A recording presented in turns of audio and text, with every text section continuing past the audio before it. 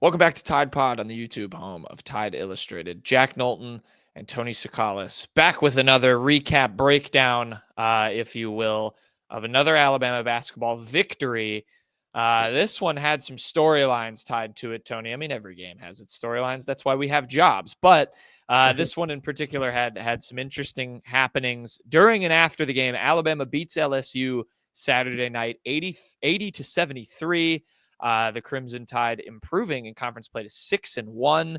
They're 17-3 overall. It's a great start overall in SEC play, Tony, but another somewhat shaky performance against a team that it seemed at times like the Tide was overlooking. And LSU kind of able to hang around in this one. Took some leads early. It seemed we knew from the jump it wasn't going to just be an Alabama trouncing. Some moments in the game had a little remnants of the Ole Miss loss, of course, but Alabama avoids defeat. But they did it without their star player for the entire second half, and that is, of course, where we're going to start. If you missed the game and didn't see any of this, Mark Sears for Alabama doesn't play in the second half. In the first half, had an ugly showing, went 0-5 from the field, no points, 3 rebounds, 3 assists, also 2 turnovers. He was -1. Doesn't play in the second half. Nate Oats afterward, pretty short in his response, said, I'm going to play the players who I thought gave us the chance to play, the best chance to win in the second half. Didn't say it was an injury thing. A bold strategy, Cotton, and it worked out for Alabama in the win column, but Sears doesn't play. What did you make of that whole situation, Tony, and what Nate said about it after? That was a gutsy decision by Nate Oats, and I think it maybe gets undervalued because it's basketball, and it's not the same thing as football. But I thought, taking the heartbeat of your team and telling him like, hey, if you're not going to play the way that we want you to play, which I'm assuming that's what it came down to. I thought that was a bold move for Nate Oats. Obviously, it worked out because I don't have the numbers right in front of me, but Alabama limited the defense was a lot better in the second half. Mm-hmm. I think they went from like 1.15 points per possession for LSU to like 1.18 in the first half to 0.85 LSU points per possession in the second half. So it worked. Alabama got more rebounds. It was strange seeing Mark Sears on the bench, though. I mean, at first, you thought, okay, well, they're just, switching things up to start the second half. And then, you're just starting, the 17-minute mark comes by and, Clifford Omoruyi comes back into the game and Mark Sears is still on the bench, and 15 minutes and 12 minutes and 10 minutes. And it's just, you're starting to wonder if Mark Sears is hurt. But, the SEC Network broadcast said that Mark Sears wasn't hurt. If you read between the lines, basically, so did Nate Oats after the game, and it really just came down to setting that standard. And I thought it was a really bold move by Nate, and I wrote a column about it. I think it's actually something that Kalen DeBoer could use and learn from, especially after last year, where there's certain scenarios where he should have maybe benched some of his stars. I don't think it's going to be a problem for Alabama moving forward. I think I fully expect Mark Sears to have a really big game against Mississippi State now. I don't think that he's a cancer to this team. I don't think that there's any long-term issues to this. I think it's just sending a message. It'd be interesting to see, how Mark responded to that, but I expect him to respond well. He's a good kid. He's been a leader on this team. So we'll see. I'm expecting him to come out with his hair on fire next time out. And, I think that these kind of things are good, and it shows that, it holds players accountable, and also shows that Alabama doesn't need necessarily one player to win. Yeah, and we can get into how they did it without Mark Sears in a minute, but I think you make some good points there from, the interesting dichotomy of this is we're fresh off of the Vanderbilt game, of course, where Mark Sears passed 2,500 points, and Nate, gave him a ton of praise in that post-game press conference, clearly values, Sears as both a player and kind of a voice or a representation of his team really highly. And then just a couple days later to kind of have this happen, the timing of it is just kind of interesting. But I think you're right. I think it should, or at least, the effect you'd think would happen based on what we've seen from Mark Sears, in the past, and given that he's a veteran, you think the effect would light a fire under him, and he'll grow from this moving forward. But it is interesting coming right after he gets that point threshold. But yeah, Alabama needed it. I mean, you mentioned some of the defensive numbers. It was a bad first half from Alabama, and something had to be done.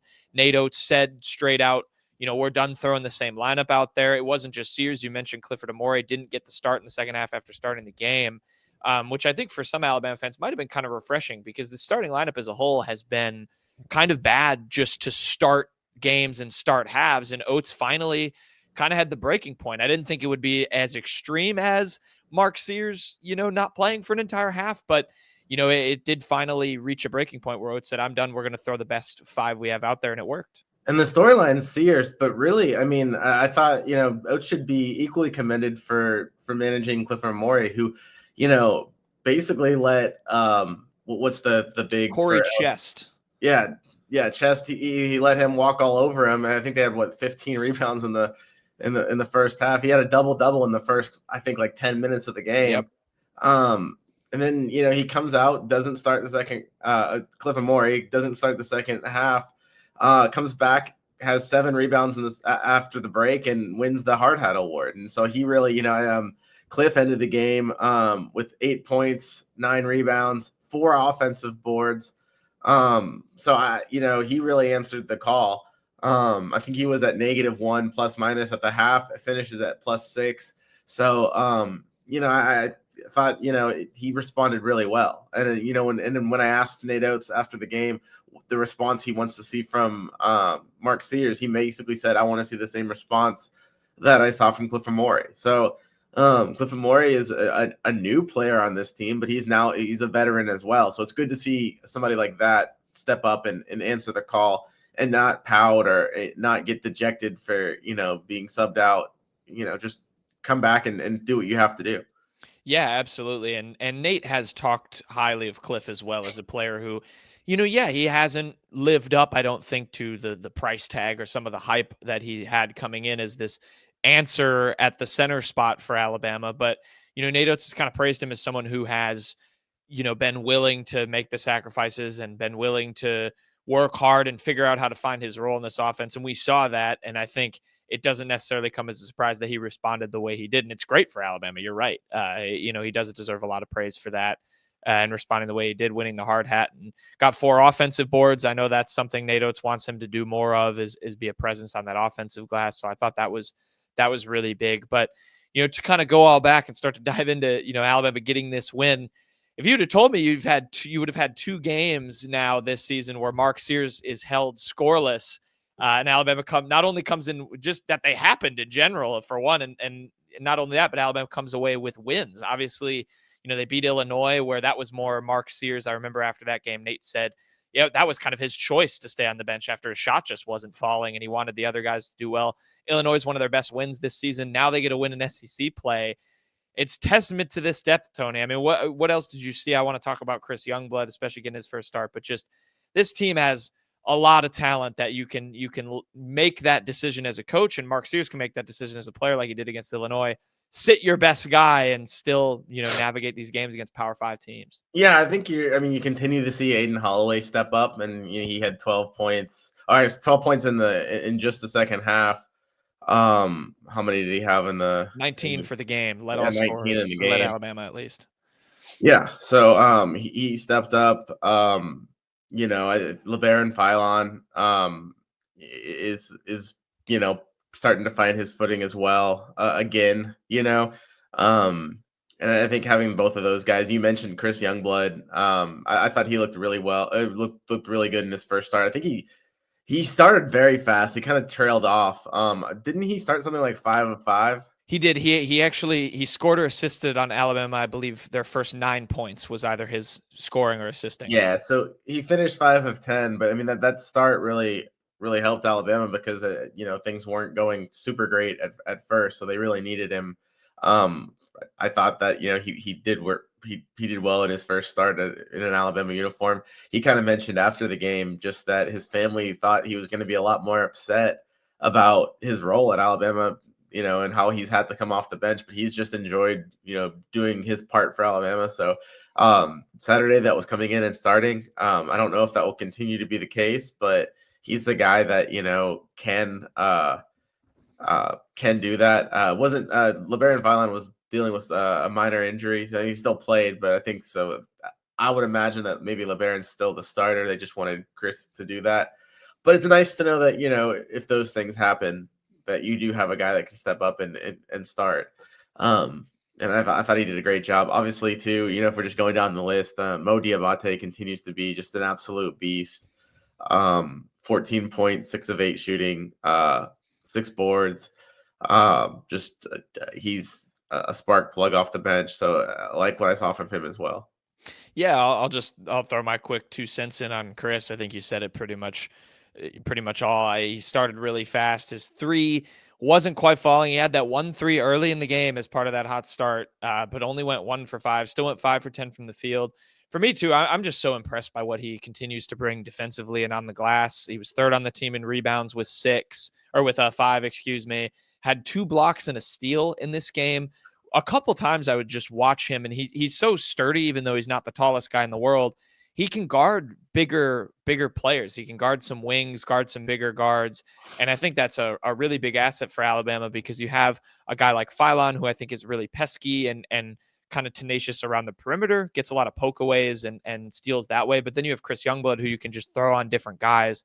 I think that's a super big asset to have. And certainly made the most of his first start. I thought the fans, I really enjoyed kind of hearing the Tuscaloosa, a 6-foot guard from Tuscaloosa. I think that's super cool in this day and age to have, whether it's, obviously Philon from Mobile, you have Sears from Muscle Shoals, and, Youngblood here, to have 2 Alabama natives in your starting lineup, I think is just really fun in this day and age where, you've got guys coming from all over the place, some first-year players that might only be one and done people on the team. I think that's a cool thing. And like you said, afterward, he had clearly a lot of pride on it. So I thought that was big for Chris Youngblood. If you have any other thoughts, I was going to pivot to Mo and Jarin as well. Because I was going to say, Jarin, I mean, he's never going to have the sexiest line. He had 3 points, I think 1 of 3 shooting.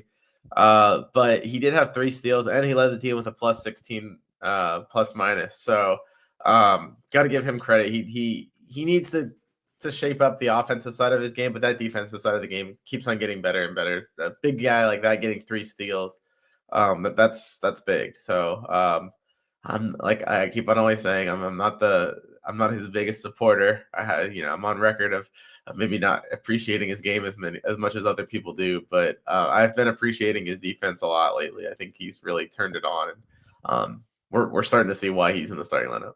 Jarin Stevenson and Mouhamed Dioubate continue to up their stock. I think Mo, it's been a little bit more, not extreme, but obvious, you with these last 2 games, 14 points, 6 rebounds. That comes after, of course, he had 22 against Vanderbilt. But the 2 of them are just such great assets, blue collar wise, for this Alabama team. I think, you saw them turn to Mouhamed Dioubate pretty early when, Cliff was not getting it done on the boards. Grant Nelson kind of had another quiet game. And Nate Oats just throws Mouhamed Dioubate to the Wolves and says, go get it done. And he delivers every time. I am continue to be really impressed by what he brings. And then he just packs this scoring punch. I mean, 14 points, went 2 of 3 from the line. He continues to make his free throws, but still grabs the 7 boards. He was plus 7 in his minutes. I think he just is such a beast. If there is an emerging, it's so tough because Aden Holloway comes off the bench, but I still think Mouhamed Dioubate, if you got to put one X factor, I think I've got to give it to him just with what he brings on both ends. I'm continue to be really impressed by him. Yeah, he makes you so versatile too, because I mean he can kind of be a big, but he also has athleticism to drive, and so yeah, I just like his game. It's just fun to watch. You're right. You just throw him in there, and he's like an instant, energy. He's like a Red Bull or something out there. So yeah, very very fitting comparison for Mouhamed Dioubate, and I mean he was one of those. So you look at that second half, the starting lineup, Aden Holloway, Mouhamed Dioubate were the 2 changes. Those 2 guys who've been the best off the bench for Alabama earned their right to start and clearly put the Tide in the best position to win. You mentioned it. I wanted to get into the defensive stuff, for a little bit because, we saw against Vanderbilt, it was sort of a complete flip of that. Vanderbilt, really good first half for Alabama defensively. then responded pretty poorly. Nate Oats kind of ripped into him. I know he used the word disgusting again. I think we avoided the disgusting in the press conference on Saturday night for the first time in 2 games. So feels like he was about to say it about Mark Sears. He might have been thinking it and just didn't want to go there with Mark. But we avoided that. And Nate Oats gave a lot of praise to just not only Cliff, we talked about it, but just all of the guys in the second half. You mentioned that stat for LSU, 0.84 they allowed in the second half after they were at a 1.1 in the first half in points per possession. And, Nate Oats is still looking for that 40 minutes of defense. But if you're going to take 20 minutes of it, I think it's better that you have that in the second half. It's a sign that this team, to me, is starting to really get the message of, not keeping or not taking your foot off the gas and responding. I mean, Aden Holloway said in the locker room, we knew offensive rebounds were a problem in the first half. We wanted to put more pressure on the rim defensively. And you saw Alabama answer that call. I think it was just 4 offensive boards in the second half after 13 in the first. Still way off what you want it to be if you're Nate Oats. But I thought the defensive response, Tony, as a whole, Mark Sears' situation aside, was good for Alabama, even though it was a closer win than you might have been expecting. Yeah, I think it shows the culture of this team and how, like I said before, like it's not just one player, it's a team effort, and the team can step up for the one player, or it also shows that, if you discipline a player, the rest of the team doesn't, sulk for him, or they're going to answer. They're going to have their coach's back on a tough decision. And so I thought it was good that Alabama stepped up. It's you're going to need to see that kind of leadership from Oats and from the team, from players like Clifford Omoruyi, from guys like Dioubate. You're going to need those players to step up in moments like this if you're going to win a title. And you're also going to need Mark Sears to kind of step back and then do some reflecting and come out like we expect him to do. But I think this is going to be one of those growing moments for Alabama.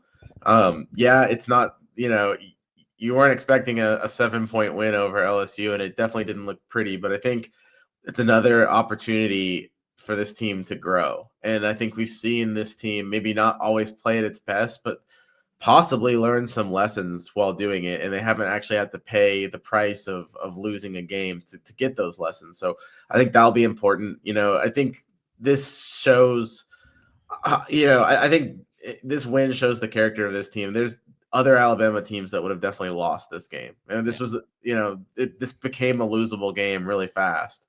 And if Alabama wasn't as deep, or just wasn't as experienced and didn't have some of the leaders capable of kind of pulling itself up from the bootstraps, I think that the story could have been different last night. So once again, it's like another opportunity to learn, and I think you can't take advantage of. You can't take those. Sorry, not advantage, but you can't take those for granted, because those are going to start to click, and I think you're going to start seeing less and less of moments like this. Yeah, I think, you make a really good point in terms of what the story of the game was. And yes, it still was Mark Sears, and Nate Oats not playing him in the second half. But I think the larger thing within that was, the players made the story about their response rather than about Mark and what was going on there. And I think that's an important thing. Other guys, yes, it wasn't Mark's night, and sometimes everything kind of just collapses on you. And it's a testament to what Mark's done that, you and I are both don't seem worried about how he's going to react to that going forward and if this will snowball. But I think it speaks a lot to guys like Clifford Omoruyi, Chris Youngblood, even LeBaron Philon, who, like you said, tweaked his ankle, came off the bench, had a much better outing. I loved what Nate Oats said about that, where he's like, if these guys want to go to the NBA, they're going to have to learn how to play off the bench. They're not going to get 32 minutes a game like Brandon Miller did in his first year. But I think it's a testament to them to make the story of this game about how some of the other guys responded. And now, the hope is Mark Sears will follow suit. And it seems like he will. Yeah, it shows that there's not it's not a player run team. It's it's a coach run team too. I mean, you saw how, it's sorry to switch sports again, but last or 2 seasons ago, you saw how the team kind of mailed it in against South Florida after Nick Saban decided to bench Jalen Milroe. And so, you could have easily seen, I don't know the dynamic of that locker room or what it was like at halftime, but sometimes maybe, less strong teams or teams that don't have as much of a, the head, you haven't built up the culture as much. You could see your star sitting out and they might get, upset about that, or they might want to have Mark's back, but it was nice to see them have Nate's back. I think that's, I think there's a realization that, Nate has the team's best interest in mind, and everyone knows that. And so to be able to stand by that decision, I think is really important. So, it's not every locker room's like that. Not every player, is, I guess, wise enough to realize that, hey, you're doing this for a reason, that you're not just punishing Mark for no reason. So, um, I think you have to be pleased with how it turned out for Alabama, for sure. Yeah, and now going forward, it's all about how you respond. I mean, coming into this game, and that's where I want to go to just briefly. Coming into this game, Nate said, he wanted to see how they played 40 minutes of defense. I think the two, if you're going to nitpick worrying things for me that I observed while watching this, was I go back to the offensive rebounds thing. I just think like this team is a good defensive team. I feel like we've just seen kind of them go away from this willingness to rebound that we saw like against Texas A&M. That was how they beat them. And even in non-con, they were so good on the defensive glass. And now it's, you're surviving these defensive possessions. You're forcing up bad shots. I mean, LSU made 3 threes in this game. Like that feels like a team you should kind of be blowing out, but they, that last thing that you need on a defensive possession, they seem to lose. Gave up 17-0 boards. It was that. Then it was the turnovers for me, Tony. Nate Oats talked midweek about, how they kind of harken back to some of those summer drills with ball control, and they can't do those as much in the fall because they're focused on scout and stuff. But I thought they were starting to kind of turn a corner a little bit. You saw it against Kentucky. I know they're not a very good defensive team. Vanderbilt, they didn't turn the ball over too much, but coughed it up 14 times. LSU had, I think, 12 steals, and they're not a, stoic defensive team either. I think for me, if I'm looking at things going forward to correct as a team, along with kind of continuing to have this attitude and these responses to adversity, I think it's turnovers and offensive rebounding for me. I don't know if you have any other areas you're maybe concerned, quote unquote. Yeah, I think it starts the rebounding starts with Cliff. I mean, you do have a good defensive team, but if he's not playing to that potential, and that's why he was sat at the beginning of the second half, you do have a hole at that center position, because you got Aden Sherrill, who's, still young and kind of raw. You kind of need Cliff to live up to his potential, and once he does, it kind of goes down from there, because then you have him as a defensive player. You've got guys like Jarin, Chris Youngblood, and it kind of filters down from your bigs to your guards. But when Cliff's not playing up to his standard and you get bullied down low, we've seen that happen in recent games. So I think it's really encouraging that he came back and had his 7 boards after the break, and that he won the hard hat, because I think he could really set the tone. And I do think you're right. This is a team that can rebound, it can play defense. It's just going to need players to live up to their potential, and I think you're going to start seeing that. I think obviously there's going to be down days, and it's not always going to be sunshine and rainbows, and it's good to know that Alabama can win when it's not that.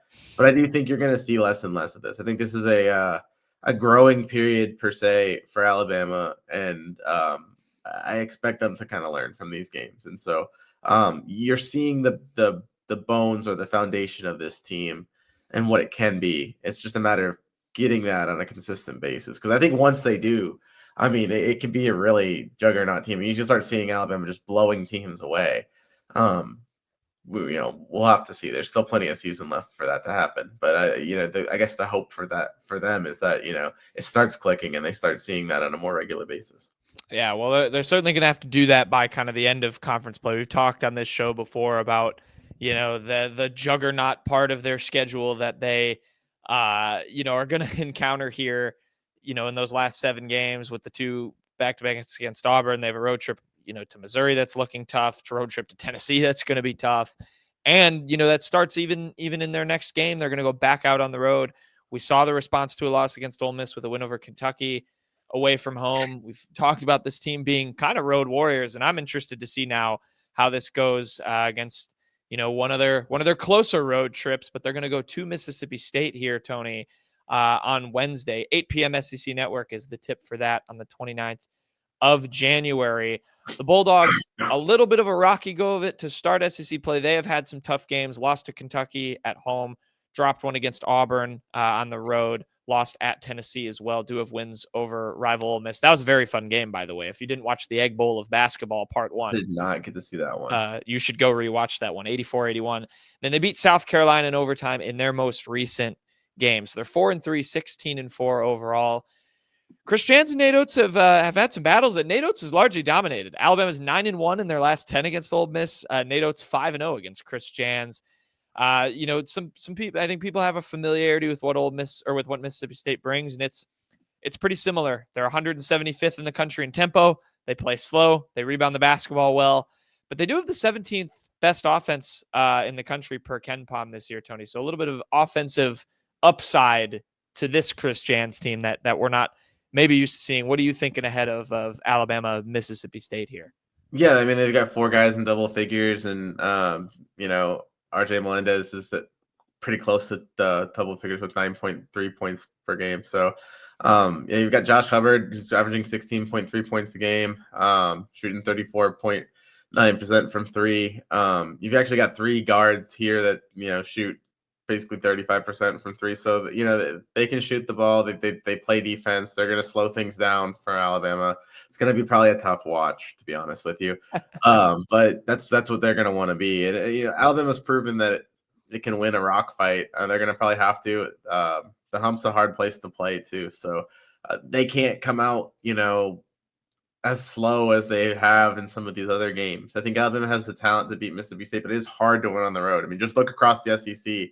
You're starting to see teams just lose games you wouldn't expect on the road, or maybe you wouldn't expect if it was on a neutral site. But with it being on the road, it's just so hard to win. And I think this is a tough one. This is a game where I think I had Alabama winning this one. Yeah, I have them sweeping Mississippi State, but it's also a game I could see them lose. So it's tough. I think if you want to win a title and you're going to keep up with this Auburn team that just doesn't seem like it's ever going to lose. I think that you got to win these kind of games. Really, the margin of error is probably pretty small with just how well Auburn's playing. So, it's going to be a tough one, but I think it's a winnable one too. So you gotta come out. I think this would be a great moment for Mark Sears to come out really strong and kind of like pace Alabama through the first part of this game. I think that would be huge. So we'll just kind of have to see. Yeah, I've actually flipped on this game. I had initially predicted Alabama to lose. I think they're going to get this one. I think their road resume has convinced me. I think they're a capable team on the road, and I think they can beat Mississippi State here. They've proven themselves against teams that play slow, but Mississippi State's very controlled. You are going to have to turn them over. I think we're going to need to see more sustained defensive pressure if Alabama wants to win this game. And they're going to have to do a lot. Big game from Mark Sears will obviously help. I promise we're not a Mississippi State podcast. Josh Hubbard is one of my favorite players to watch in the SEC. As much as their offense can be ugly sometimes, he is a really, really fun player. He was really good as a true freshman last year. Little bit of Egg Bowl beef there. He was an Ole Miss commit, and then their coach left. He flipped to Mississippi State late on, and now has been really good for them. Other guy I'll point out too, you mentioned the 4 double-digit scores. One of them is Riley Kugel, who Alabama fans might know from Florida.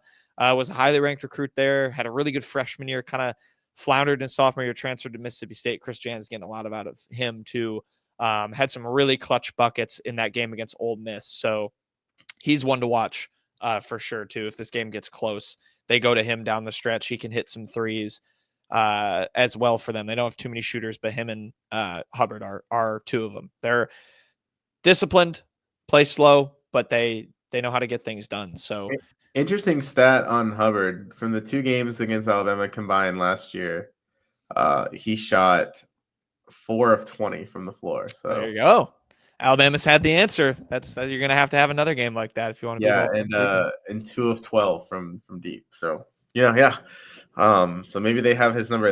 They've been pretty good at stopping high scoring guards. So yeah, we'll see how it goes against Mississippi State. You mentioned it could drag down to a hard watch. I'm hoping it's an entertaining game at Humphrey Coliseum because I'll be there and I want to watch fun basketball.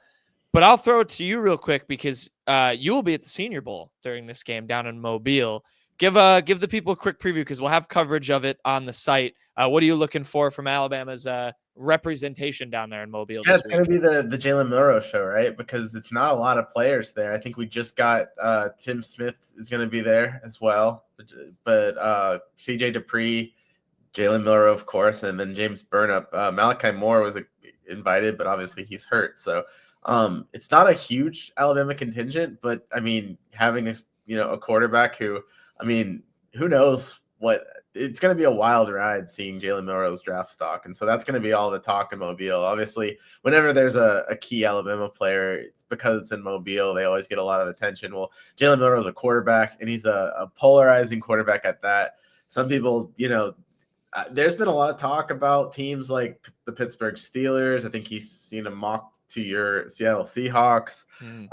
They could get, he could be a first-round pick. It's not a great quarterback class. So he comes in, if he has a good showing in Mobile, he has a good combine, I think there's going to be a lot of teams that see that potential or, believe that dream.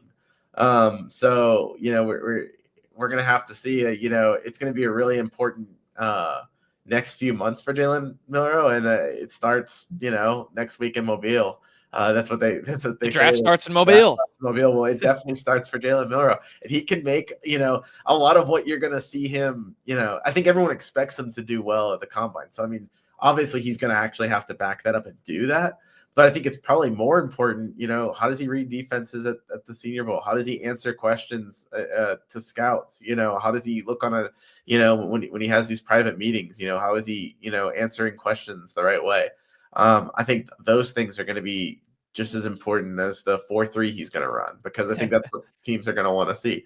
So I'm excited to see how, he handles it, how he kind of bounces back from a tough end to the season. And it'll be fun to, kind of see how he does over there. Yeah, so we'll have plenty of coverage from the Senior Bowl down in Mobile. Tony and Henry Sklar for our site as well will be down there locked in because the draft does start in Mobile. We'll have all the Jalen Milroe coverage. Hopefully, hoping a good showing for CJ Dupree too. I'd love to see him. And my guy James Burnap, man. Of course. I don't know, how that's going to be really any different putting balls. But